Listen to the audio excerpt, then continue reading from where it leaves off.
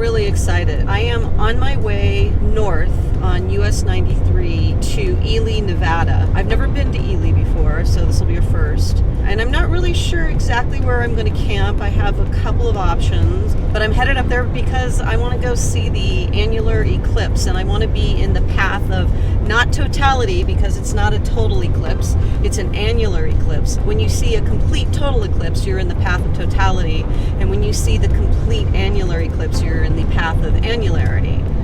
I have seen a total eclipse before. I saw it in Rexburg, Idaho in 2017. And ever since then, I'm kind of addicted. A total eclipse is when the moon completely blocks the sun, and you can see the sun's corona emanating. With an annular eclipse, the moon does not completely block the sun. You see the edge of the sun producing what is called a ring of fire. So I'm headed to Ely to be in the path of annularity for this October 14th, 2023 annular or ring of fire eclipse. Ely's going to be a little bit on the edge of it. It's still in the path of annularity, but close to the edge of being out of the path of annularity. But there's another place that's a little bit north of Ely called Schellbourne, and I'm going to try to catch it there. There is a rest area off of the highway. From the research that I've done, you are allowed to spend 24 hours there. You can't camp in like a tent, you have to camp in your vehicle, which is fine because that's what I do. That is the goal. We will see how many people are there. I'm kind of hoping that there's some people there. I'm hoping that it's not too crowded. I'm also hoping that it's not deserted, because I don't want to be camped out on the side of a highway in the middle of nowhere by myself. So, safety in numbers. So I'm hoping that there will be other eclipse fanatics out there at this rest stop. So that's what we're doing today, and I'm really excited. It's Friday. Tomorrow is the eclipse. Saturday morning, about 9:30ish, and I think the eclipse, when you're in the path of annularity, lasts for about 4 minutes. And I have all of my camera equipment with the solar filter to capture that. I'm not really sure if I'm going to do still photos or try my hand at video. I'm a little nervous about video.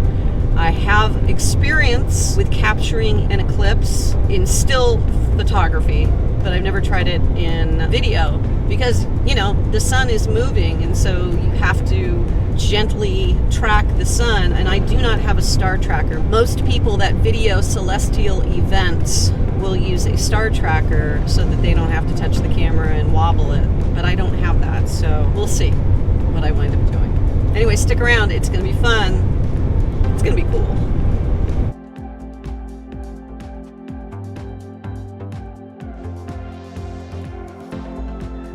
I've never driven this road before. I've never been to Ely before, and I've never been on this highway to get there either. And the rock formations are just stunning.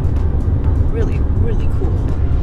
Crazy. Coffee shop in the middle of nowhere, and a motel in the middle of nowhere, and a gas station in the middle of nowhere.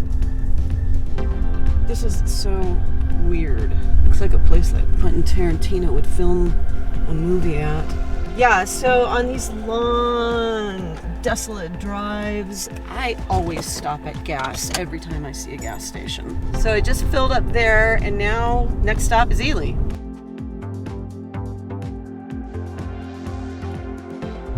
Well, we just entered the Humboldt National Forest. I always mention this, it's a huge forest. It's not one contiguous forest. There's patches all over the place in California and Nevada. There's the Humboldt Toyabe Forest, there's the Humboldt Forest, and there's the Toyabe Forest. And that was the Humboldt Forest. And Mount Charleston is in the Humboldt Toyabe Forest, and parts of Lake Tahoe have the Toyabe Forest. Anyway, so that's cool. I always like to try and find little relations to Lake Tahoe everywhere I go, and I didn't know that Ely has a little bit of a relation to Lake Tahoe. It's pretty cool.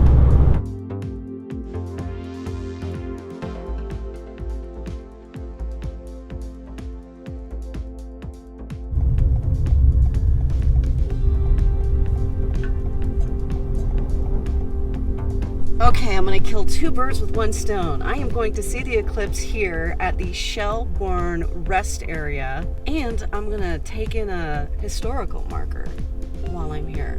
Looks like there's a bunch of people camping. Yeah, I thought that this might be a good spot. All right, very cool.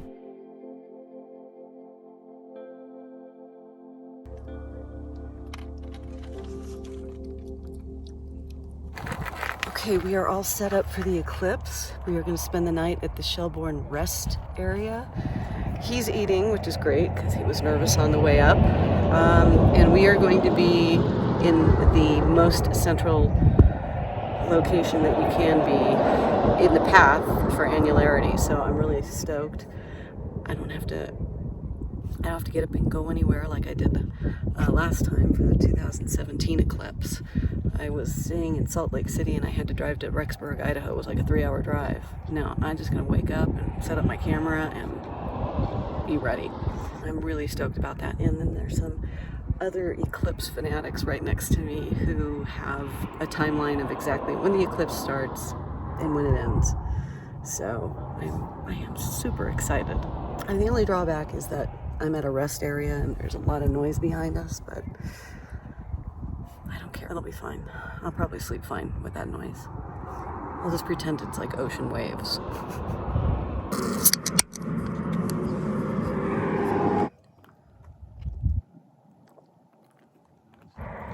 The other cool thing about the Schellbourne rest area, you've got a historical marker, you have an impending eclipse, and you have a Pony Express marker. So it's a pretty eventful rest stop, I have to say. And there are so many people, at least, you know, for a rest stop. Some people camped out over there. Somebody over there. I'm wondering if the Walmart truck drivers camped out here to see the eclipse. I mean, good for him. And then I'm right between that van and the other pop-up van. I met a couple of really cool people next to me. They're retired and they just drive around in their van. Yeah, it's gonna be a cool experience. Also, the other cool thing, if I haven't mentioned it, there's cell service here. Behold my awesome pre-eclipse look. Actually, not pre-eclipse, pre-getting into bed, blasting the heater because it's gonna get not below freezing. It's gonna be like 38. I have so many blankets back there, and Gandalf, my little dog, he is back there, but he is buried beneath like 4 or 5 blankets, and he has a sweater on. So I'm heating up the car like a lot before we go to bed to retain the heat. It's really cool. There are so many people here at this Schellbourne rest stop. I was hoping that when I got here, A, there would be cell service, B, it wouldn't be crowded, C, it also wouldn't be deserted, and D, there would be people here specifically for the eclipse. And everything that I wanted happened. It was great. And I've met a number of people here that are eclipse fans, and we bonded. Really looking forward to the experience tomorrow morning. And this place, when I looked it up and found it, I'm like, I can't be the only person that knows that this is going to be the optimal place for an eclipse viewing. And I was right. I'm really excited to see the eclipse tomorrow. I really am. It's 6 in the morning. The eclipse doesn't start till 8. I need to get up and get stuff organized. Specifically, I need to get coffee and get myself organized. Feed the dog, feed myself, and get the camera equipment organized. And under all of these blankets, there's a little white dog. Hi, buddy. Yeah, he stayed nice and warm.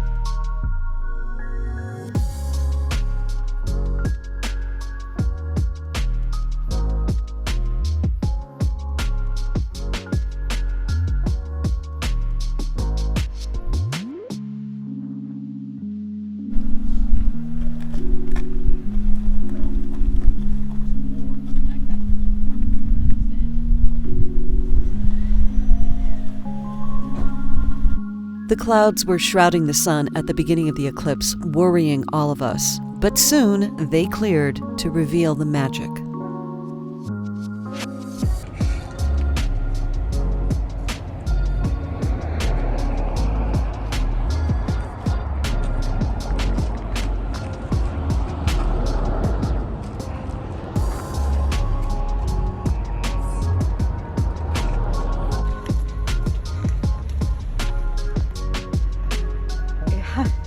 It's so cool to see the eclipse through a column.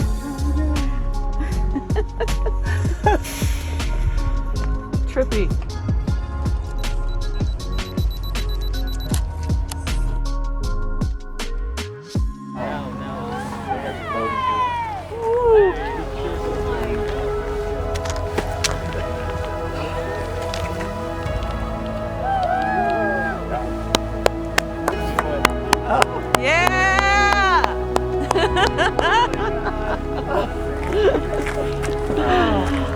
Oh, so cool!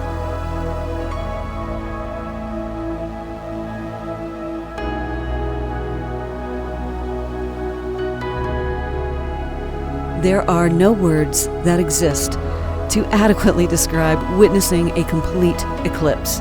If you've only ever seen a partial eclipse, believe me, you are missing out.